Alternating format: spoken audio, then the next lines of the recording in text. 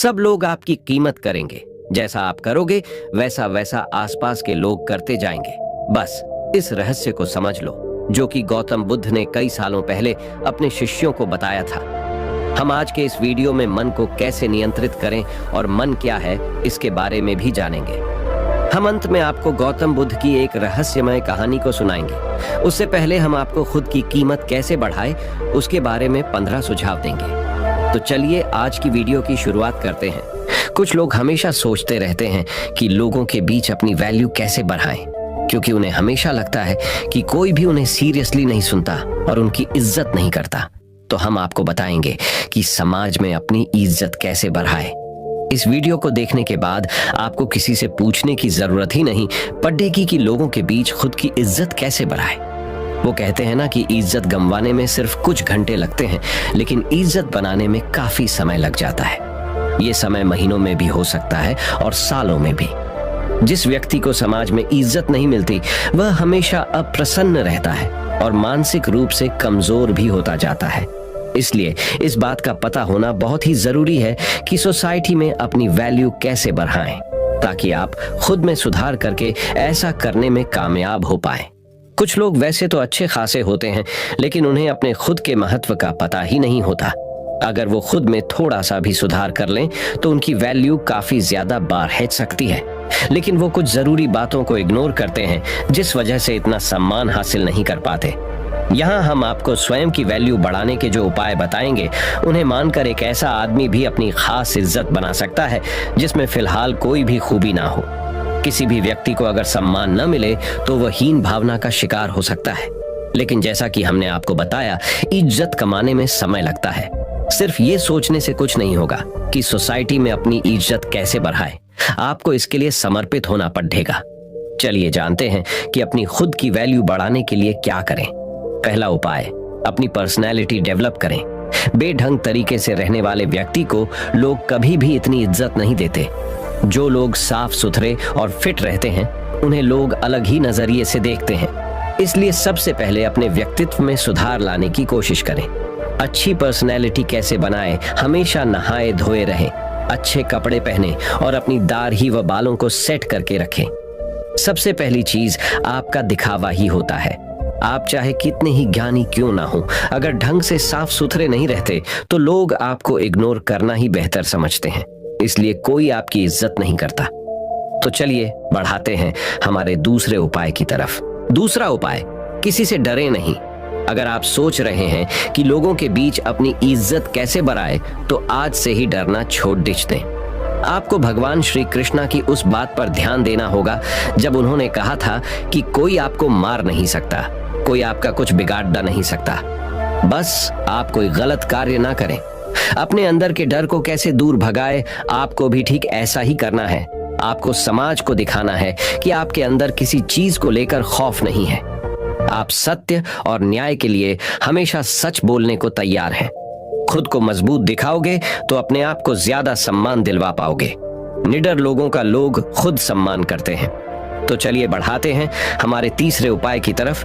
तीसरा उपाय, हर समय उपलब्ध रहना छोड़ दें। आपने एक बात जरूर सुनी होगी कि किसी भी जगह पर बार बार जाने से या किसी के लिए भी तुरंत हाजिर हो जाने से आदमी अपनी वैल्यू ही कम करता है। ऐसा होने पर लोग आपको ज्यादा महत्व नहीं देते।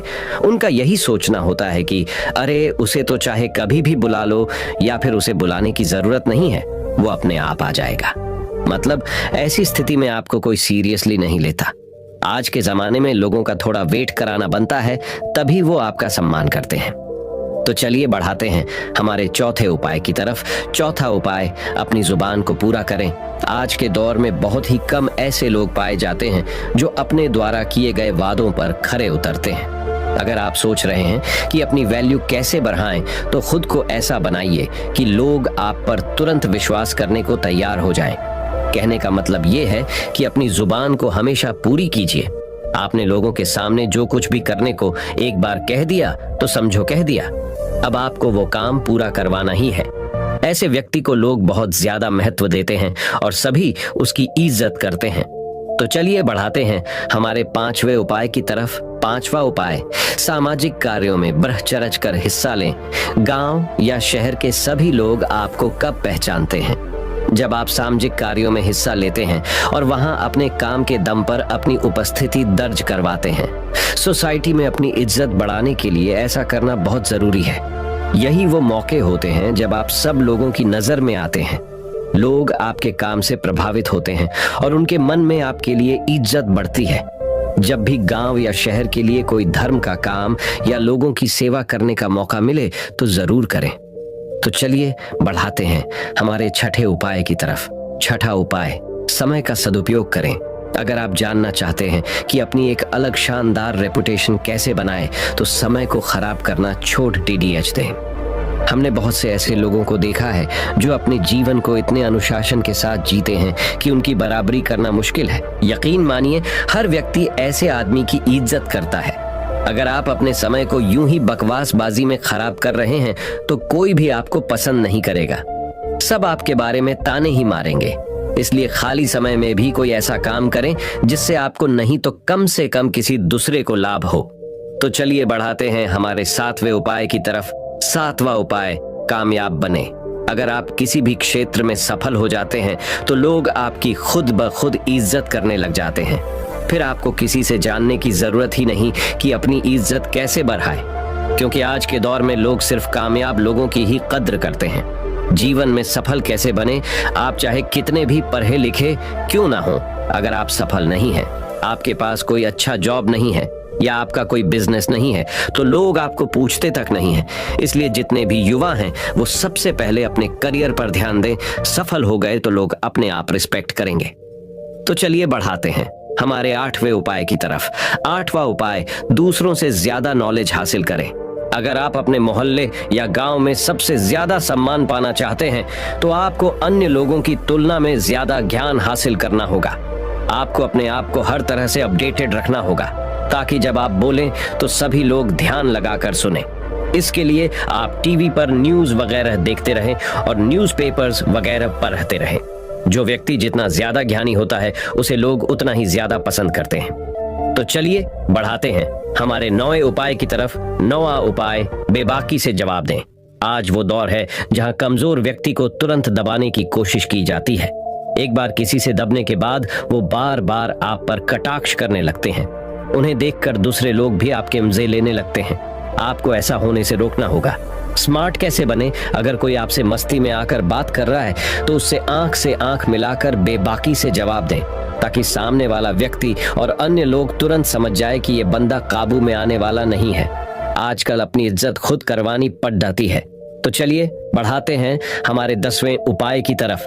10वां उपाय, अपने टैलेंट को शो कीजिए। कुछ लोग वैसे तो हर वक्त सोचते रहेंगे कि अपनी वैल्यू कैसे बढ़ाएं, लेकिन उसके लिए जो जरूरी कदम है वो नहीं उठाते।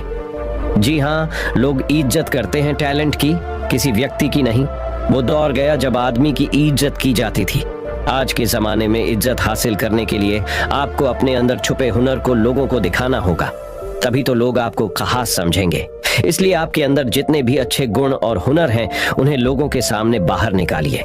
11वां उपाय, अपनी सुख सुविधा पर खर्च करें। आजकल जमाना दिखावे का है।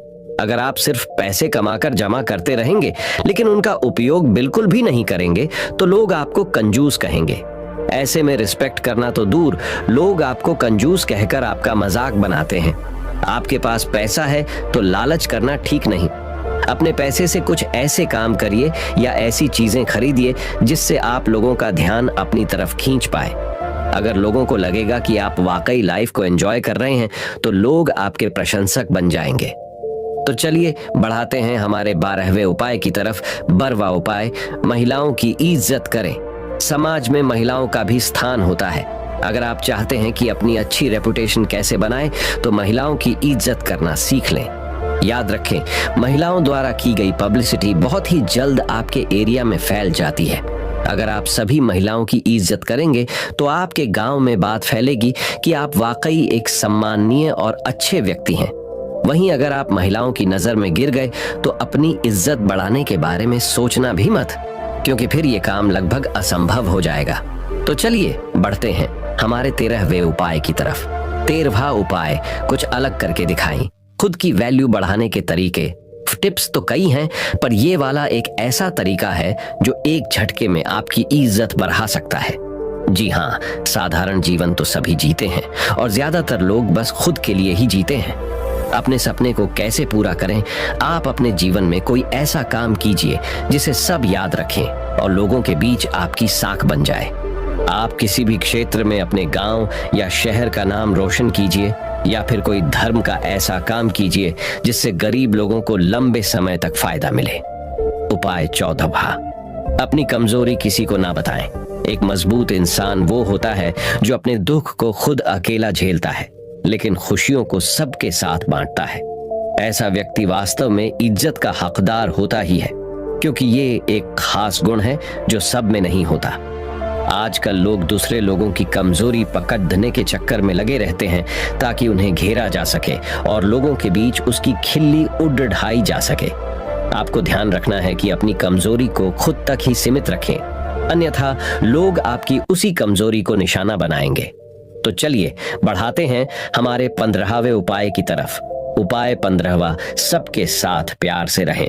इज्जत उसी व्यक्ति की होती है जो खुद दूसरों को इज्जत देता है। अगर आप सबके साथ लड़ ढाई झगड़ा करते रहेंगे तो समाज में आपकी छवि खराब होगी और कोई भी आपका सम्मान नहीं करेगा।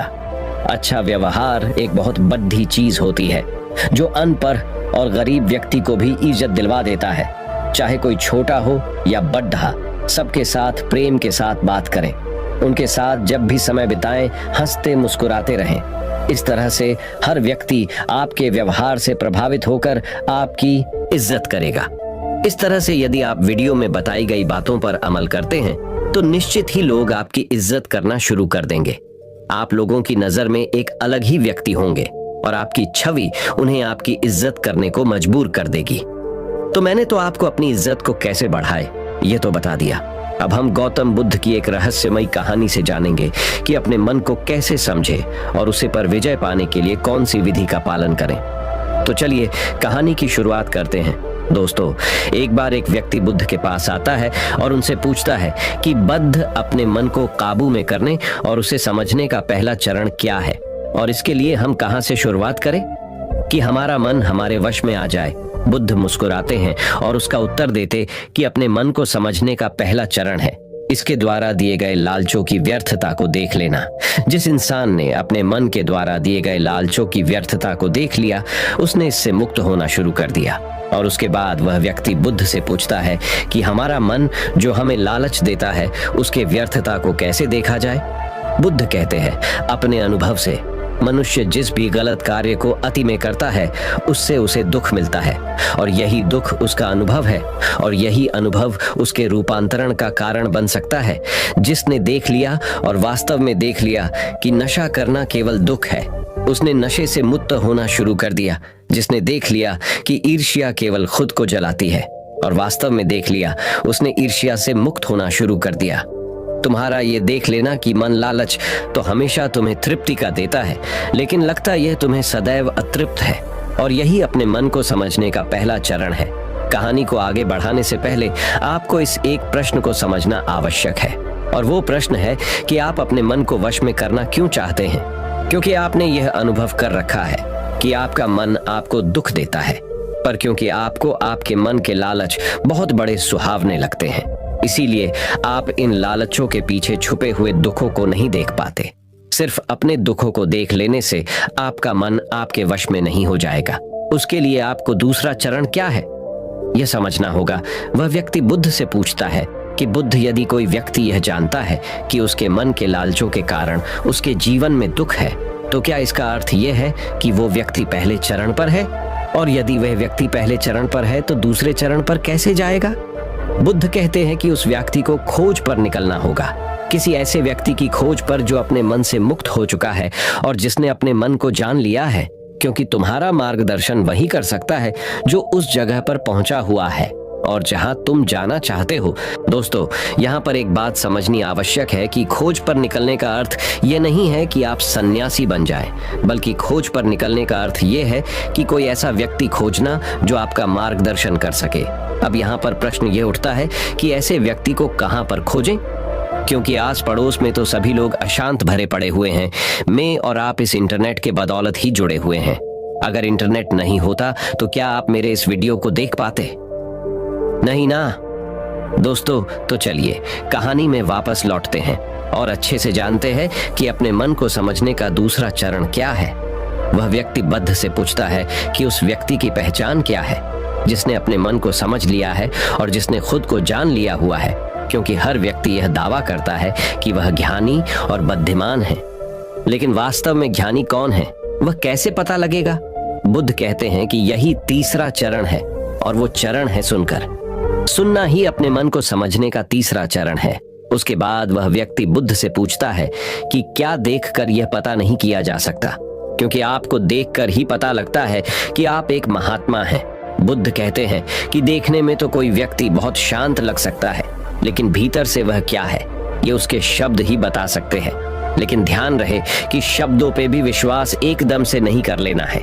किसी भी बात पर विश्वास इसीलिए नहीं कर लेना है कि उसे मैंने कहा हुआ है या किसी महात्मा ने कहा हुआ है। किसी भी बात पर विश्वास आपको तब कर लेना है जब वह तुम्हारा अनुभव बन जाए। गौतम बुद्ध के द्वारा कही गई इस बात को मैं आपको थोड़ा और आसान भाषा में समझाने की कोशिश करता हूँ। दोस्तों, कोई कहता है कि ध्यान करना अच्छा है और कोई कहता है कि ध्यान करना बुरा है। ये दोनों ही अतिया है। अगर आप अभी ध्यान को अच्छा मानते हैं तो आप बहुत जल्द ही उसे बुरा मानने लग जाएंगे, और यही हमारे मन की चाल है। तो अब आपके मन में सवाल उठा होगा कि कैसे? तो उसका उत्तर ये है कि ध्यान की शुरुआत में आपको आनंद नहीं मिलेगा, बल्कि बोरियत महसूस होगी। और आपका विश्वास क्या था कि ध्यान अच्छा है, लेकिन आपको अनुभव क्या हो रहा है कि ध्यान बोरियत भरा है। तो धीरे धीरे आपका विश्वास बदलने लगेगा। पहले आप ध्यान को अच्छा मानते थे, लेकिन अब आप ध्यान को बुरा मानने लग जाएंगे। आप एक अति से दूसरे अति पर पहुंच जाएंगे, और यही हमारे मन की चाल है। हमारा मन हमें अतियों में ही भटकाता रहता है, और अगर आप ध्यान को बुरा मानते हैं तो आप कभी भी ध्यान करेंगे ही नहीं। अब कहानी में वापस लौटते हैं और अच्छे से समझते हैं कि अपने मन को समझने का तीसरा चरण क्या है। बुद्ध कहते हैं कि किसी भी बात पर विश्वास तब तक नहीं करना है जब तक वह तुम्हारे विवेक की कसौटी पर खरी नहीं उतर जाए, और इसके लिए कर्म करना आवश्यक है, और कर्म ही अपने मन को समझने का चौथा चरण है। अगर आप धन कमाना चाहते हैं तो आपको सही दिशा में कर्म करना आवश्यक है। ठीक उसी प्रकार अगर आप खुद को जानना चाहते हैं तो आपको सही दिशा में कर्म करना आवश्यक है। वह आदमी बुद्ध से पूछता है कि सही दिशा में कर्म करते वक्त आदमी क्या गलती कर सकता है। बुद्ध कहते हैं कि केवल 2 गलतियां कर सकता है। पहली गलती है शुरुआत ना करना, और दूसरी गलती है पूरा रास्ता तय न करना। और इन दोनों गलतियों के पीछे हमारे मन की चाल होती है। कोई सोचता है कि मैं शुरुआत कल से करूंगा, और कोई सोचता है कि शायद मैं सफल न हो पाऊं। इन दोनों ही गलतियों को व्यक्ति जागरूकता की कमी के कारण करता है। बिना जागरूकता के व्यक्ति का मन उसे सही दिशा में चलने ही नहीं दे सकता, और जागरूकता ही अपने मन को समझने का 5वां चरण है। इसीलिए दिन के हर एक क्षण को जागरूकता के साथ जियो। कोई भी कार्य करो तो उसे जागरूकता के साथ करो। अगर सांसें भी लो तो उसे जागरूकता के साथ लो। बिना जागरूकता के साथ जिया गया एक भी क्षण मृत्यु के समान है। और ध्यान रहे कि जागरूकता बिना ध्यान के संभव नहीं है। वह व्यक्ति बुद्ध से पूछता है कि बुद्ध अपने जागरूकता के स्तर को कैसे बढ़ाया जा सकता है। बुद्ध कहते हैं कि ध्यान के द्वारा, और ध्यान ही छठा चरण है। एक बार आप अपने मन को समझने के 6 चरणों को ध्यान से समझिए। अपने मन को समझने के 6 चरण कौन कौन से हैं? चलिए जानते हैं। पहला चरण, थोड़ी जागरूकता के साथ ये देख लेना कि ये मन ही दुख के बीज बोता है। दूसरा चरण, किसी ऐसे व्यक्ति को खोजना जो मन से मुक्ति पाने का मार्ग बता सके। तीसरा चरण, सुनना। चौथा चरण, सुने हुए को कार्य में लाना। 5वां चरण, जागरूकता, जिससे आप मार्ग से भटके ना। छठा चरण, ध्यान। यदि सीधे शब्दों में कहा जाए तो ध्यान ही वह नाव है जिस पर बैठकर मन रूपी नदी को पार किया जा सकता है। लेकिन ध्यान तक पहुंचने के लिए शुरुआती 5 चरण बहुत आवश्यक है। अभी आप कौन से चरण पर हैं? हमें नीचे कमेंट बॉक्स में कमेंट करके जरूर बताएं, क्योंकि दोस्तों हर ज्ञानी इन 6 चरणों से गुजरता ही गुजरता है। दोस्तों, अब जानते हैं कि अपने मन को अपना सेवक कैसे बनाएं, एक सच्ची कहानी से। तो चलिए कहानी को शुरू करते हैं। एक बार एक राज दरबार में एक कलाकार आता है और इस कलाकार की खासियत ये थी कि जब भी ये कलाकार अपनी कलाकारी दिखाता तो ऐसा कोई भी व्यक्ति नहीं होता था जो इसके कलाकारी को देखकर हंसे ना। बड़े बड़े राजा महाराजा इस कलाकार की कलाकारी को देख हंसते हंसते लौट पौट हो जाते थे, लेकिन इस बार वह कलाकार एक गंभीर राजा के दरबार में था। इसीलिए लोगों को यह संदेह था कि कहीं वो इस बार असफल न हो जाए। वह कलाकार अपनी कलाकारी दिखानी शुरू करता है और वही होता है जो हर बार से होता आ रहा था। राजा का हंसते हंसते बुरा हाल हो जाता है। वह राजा उस कलाकार को कलाकारी देख इतना प्रसन्न होता है कि वो इस कलाकार को मुंह मांगा इनाम देने के लिए तैयार हो जाता है। हमें यह बात हमेशा याद रखनी चाहिए कि अधिक खुशी में लिए गए फैसले अक्सर गलत साबित होते हैं। राजा उस कलाकार से कहता है कि मांगो जो भी तुम मांगना चाहते हो, मैं तुम्हारी कलाकारी से बहुत प्रसन्न हूँ। वह कलाकार कहता है कि क्षमा करे राजन, पर मैं जो भी मांगूंगा शायद आप वो दे न पाए। राजा अपने आसन से खड़ा होता है और कहता है कि अब तुम मेरी प्रसन्नता को क्रोध में बदल रहे हो। क्या तुम्हें मेरी द्वारा कही गई बात पर संदेह है? अब राजा अपने अहंकार को बीच में ले आता है और जहां भी अहंकार बीच में आ जाता है वहां काम बिगड़ना निश्चित है। फिर वो कलाकार राजा से कहता है कि नहीं नहीं राजन, मुझे क्षमा करें, मेरे बोलने का मतलब ये नहीं था, बल्कि मैं तो बस ये कहना चाहता था कि आप इस बात को फिर से एक बार दोहरा दें। फिर उसके बाद राजा कहता है कि मैं तुझे वचन देता हूँ कि जो भी तू हद में रहकर मांगेगा वह तुझे जरूर मिलेगा।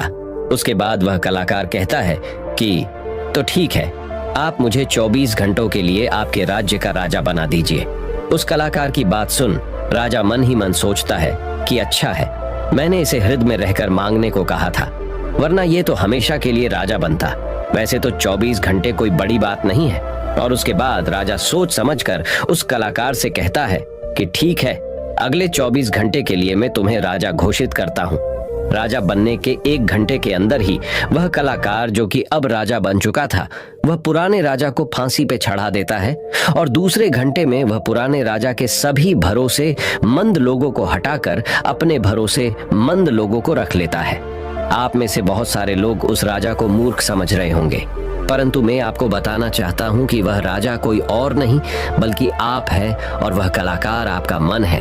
आपका मन आपको थोड़ी सी खुशी क्या दे देता है कि आप उसके पीछे पीछे हो लेते हैं। जो वही कहता है वही आप करते हैं और बाद में आपके हाथ में केवल पछतावा ही लग जाता है। किसी भी चीज का मजा लेना समस्या नहीं है, बल्कि इस मजे में ही डूबकर अपनी सूध बूध खो देना समस्या है। अब दूसरे प्रश्न का उत्तर समझिए, हम अपने मन को काबू में कैसे करें, अपने मन को कैसे नियंत्रित करें। दोस्तों, हमारा मन हमसे सिर्फ बुरे काम ही नहीं करवाता, बल्कि यह आपसे अच्छे काम भी करवाता है। मैं आपको एक उदाहरण देकर समझाता हूँ। जब आप ईर्ष्या का सहारा लेते हैं तब आपका मन बुरे काम करता है, और जब आप क्रोध का सहारा लेते हैं तब आपका मन बुरे काम करता है। जब आप मोह, अहंकार और लालच जैसे बुरी चीजों का सहारा लेते हैं तब आपका मन आपसे बुरे काम करवाता है, और जब आप प्रेम, दया और कृतज्ञता जैसी अच्छी भावनाओं का सहारा लेते हैं तब आपका मन अच्छे काम करता है। इसलिए समस्या मन नहीं है, बल्कि मन का इस्तेमाल किस तरह से किया जा रहा है। यह समस्या है गौतम बुद्ध ने जागरूकता को इतना महत्वपूर्ण इसलिए बताया हुआ है क्योंकि जागरूकता के द्वारा ही अपने मन को नियंत्रित कर सकते हैं। मन को नियंत्रित करने का मतलब यह नहीं है कि आपके मन में नेगेटिव विचार आने ही बंद हो जाए। मन को नियंत्रित करने का सही मतलब यह है कि आपका कोई भी विचार आपको विचलित ना कर पाए। विचलित होने का अर्थ सिर्फ परेशान होना नहीं है, बल्कि खुश होना भी होता है। बहुत ज्यादा खुश होना समस्या नहीं है, परंतु उस खुशी में कोई निर्णय लेना समस्या है। उदाहरण, किसी से कोई वादा कर देना। ठीक उसी प्रकार बहुत ज्यादा दुख होना समस्या नहीं है, बल्कि इस दुख के कारण कोई निर्णय लेना समस्या है। उदाहरण, आत्महत्या करना। अगर आप बड़े जागरूकता के साथ ये देख पाए कि सुख और दुख, इन दोनों की अति में कोई भी निर्णय लेना दुख और पीड़ा को जन्म देता है, तो आप आंख बंद करके सुख के पीछे नहीं भागेंगे।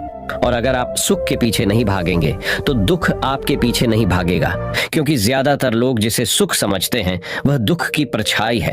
अब लोग इस बात का यह अर्थ निकाल लेंगे कि हमें सुख का आनंद नहीं लेना चाहिए, जबकि यह निष्कर्ष बिल्कुल गलत है। अगर आप सुख और दुख, इन दोनों की अति में कोई निष्कर्ष नहीं निकालते हैं तो आप वही रहते हैं जहां आपको रहना चाहिए, मध्य बिंदु पर। जिसकी बात हर बार बुद्ध कहते हैं। मैं आपको मन के बारे में एक खास बात बताता हूँ। आपको ऐसा कब लगता है कि आपको अपने मन को वश में करना चाहिए? मैं आपको बताता हूँ, जब आप वो काम कर रहे होते हैं जो काम करना आपके लिए सही नहीं होता है, तब आपको महसूस होता है कि आपको अपने मन को अपने वश में करना चाहिए, मगर आप वो काम फिर भी करे जाते हैं क्योंकि आपको उस काम को करने में मजा आता है। उदाहरण के लिए चुगली करना। आपको पता है कि चुगली करने से आपको कुछ भी फायदा नहीं होगा, फिर भी आप चुगली करते हैं क्योंकि चुगली करने में शुरुआत में मजा आता है, परंतु धीरे धीरे ही आपको पता चलता है कि आप अपने ही नजरों में छोटे बन गए हो। दोस्तों, गौतम बुद्ध के द्वारा दिया गया यह सूत्र मैं आपको आज बताता हूँ जो आपकी जिंदगी बदल सकता है, और वो सूत्र है जिन कामों को करने में शुरुआती बहुत मजा आए तो वह काम आपके लिए हानिकारक है। उदाहरण के तौर पर फनी और गंदे वीडियो देखना, वेब सीरीज, जंक फूड खाना और सुबह देर से उठाना इत्यादि। और जिन कामों को शुरुआती में करने में कम मजा आता है या बोरियत महसूस होती है, वो काम आपका जीवन बदल सकता है। उदाहरण के लिए किताबें पढ़ना, व्यायाम करना, सुबह जल्दी उठना, ध्यान करना और इंटरनेट का सही इस्तेमाल करना इत्यादि। हमें ये समझना चाहिए कि हमारा मन केवल बुरे कामों में ही नहीं लगता, क्योंकि बुरे काम करते वक्त शुरुआती में ही मजा होता है, और अच्छे कामों में यह देर से लगता है क्योंकि अच्छे कामों में मजा देर से मिलता है। इसलिए मजे के पीछे न भागे, बल्कि सही काम के पीछे भागे। सफलता आपको निश्चित मिलेगी। दोस्तों, अब मैं आपको अपने मन को कंट्रोल करने का प्रैक्टिकल तरीका क्या है ये बताने वाला हूँ, इसीलिए वीडियो को ध्यान से अंत तक अवश्य देखिए। दिमाग को कंट्रोल कैसे करें, जानिए मन को कंट्रोल करने का प्रैक्टिकल तरीका। दोस्तों, ज्यादातर लोग ये सोचते हैं कि मन को कंट्रोल करना मुश्किल है, और ये बात सच है केवल उन लोगों के लिए जिन्हें ये पता नहीं है कि मन क्या है और ये कैसे कार्य करता है। जो लोग जानते हैं कि मन क्या है और ये कैसे कार्य करता है, उनके लिए अपने मन को कैसे नियंत्रित करना आसान है। तो आइए सबसे पहले ये समझते हैं कि मन क्या है और ये कैसे कार्य करता है। मन क्या है और ये कैसे कार्य करता है? हमारा मन दो हिस्सों में बटा हुआ है, पहला चेतन मन और दूसरा अवचेतन मन। चेतन मन को हम सब बुद्धि के नाम से जानते हैं। ये हमारे भीतर एक फिल्टर की तरह काम करता है। जो भी जानकारी हमारे अंदर जाती है उसे यह जांचता और परखता है। चेतन मन के पास तर्क करने की क्षमता है और यह सही और गलत के बीच चुनाव कर सकता है, परंतु अवचेतन मन ऐसा नहीं है, उसका कार्य अलग है। हमारे अवचेतन मन सही और गलत के बीच चुनाव नहीं कर सकता है। जो भी जानकारी चेतन मन सही मानकर अवचेतन मन में भेज देता है, वह उसका विरोध नहीं करता है, चाहे वह जानकारी गलत ही क्यों ना हो। एक उदाहरण देकर समझाता हूँ। मान लीजिए कोई व्यक्ति आपको कमजोर कहता है, मगर आप कमजोर नहीं हैं, तो आपका चेतन मन उस व्यक्ति की बातों का विरोध करेगा। मगर जब वह व्यक्ति उसी बात को आपसे बार बार कहेगा और उसी के साथ ही अन्य लोग भी उसी बात को बार बार कहेंगे, तो आपका चेतन मन इस बात को सच मान लेगा और आपके अवचेतन मन में भेज देगा।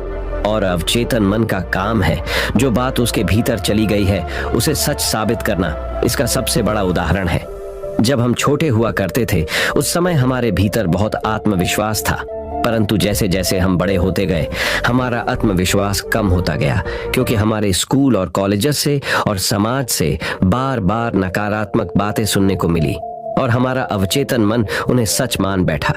हो सकता है कि आपने इस बात पर ध्यान दिया हो कि आप गलत करना तो नहीं चाहते, परंतु फिर भी गलत करते हैं। आप डरना तो नहीं चाहते, लेकिन डर जाते हैं। ऐसा क्यों होता है? क्या आप जानना चाहते हैं? तो वीडियो के अंत तक बने रहे।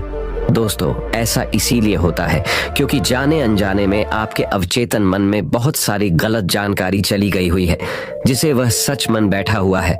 तो अब प्रश्न यह उठता है कि इसका समाधान क्या है, क्योंकि बहुत सारी गलत जानकारी हमारे भीतर जा चुकी है और हमारा आत्मविश्वास कम हो चुका है। अब आप इसका समाधान समझिए। अब तक आपने ये समझा कि मन क्या है और ये कैसे काम करता है।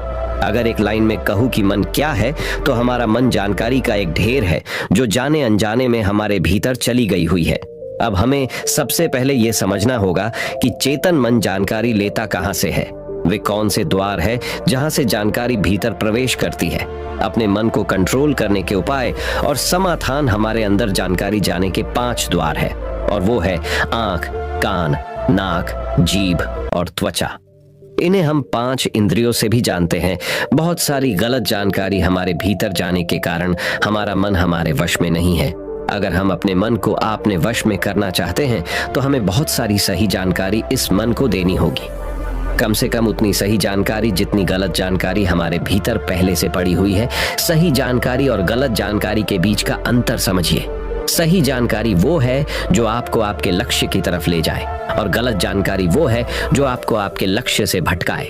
उदाहरण से समझिए कि एक सन्यासी का लक्ष्य आत्मज्ञान है और आत्मज्ञान के लिए ध्यान करना आवश्यक है। अगर कोई चीज उसे ध्यान करने से रोकती है तो वह उसके लिए एक गलत जानकारी है। एक और उदाहरण देकर समझाता हूं।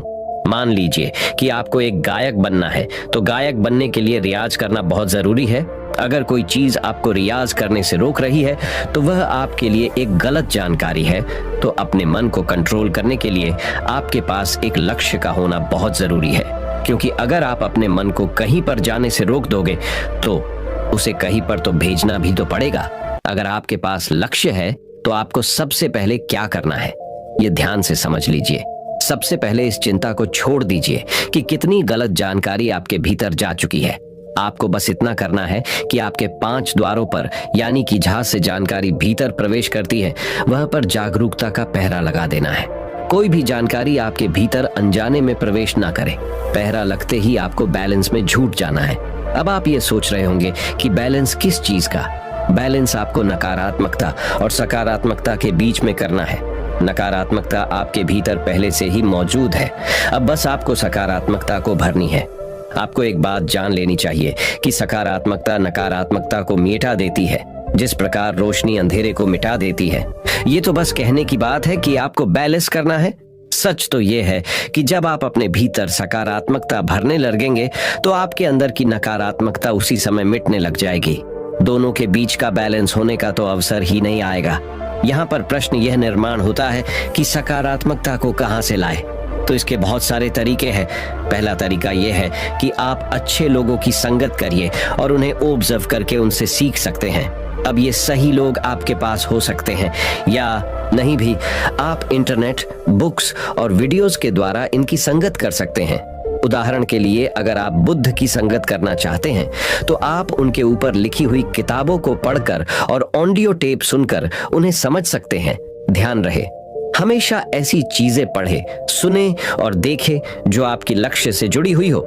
जब आप लगातार अपने भीतर अपने लक्ष्य से जुड़ी अच्छी जानकारी भेजते हैं तो आपके अंदर की नकारात्मक जानकारी को धोकर साफ करती है।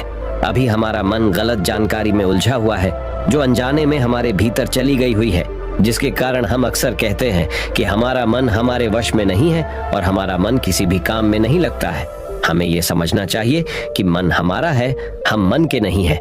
वही सुनो जो आपके लक्ष्य से जुड़ा हुआ है, वही देखो जो आपके लक्ष्य से जुड़ा हुआ है, और वही पढ़ो जो आपके लक्ष्य से जुड़ा हुआ है, वही करो जो आपके लक्ष्य से जुड़ा हुआ है।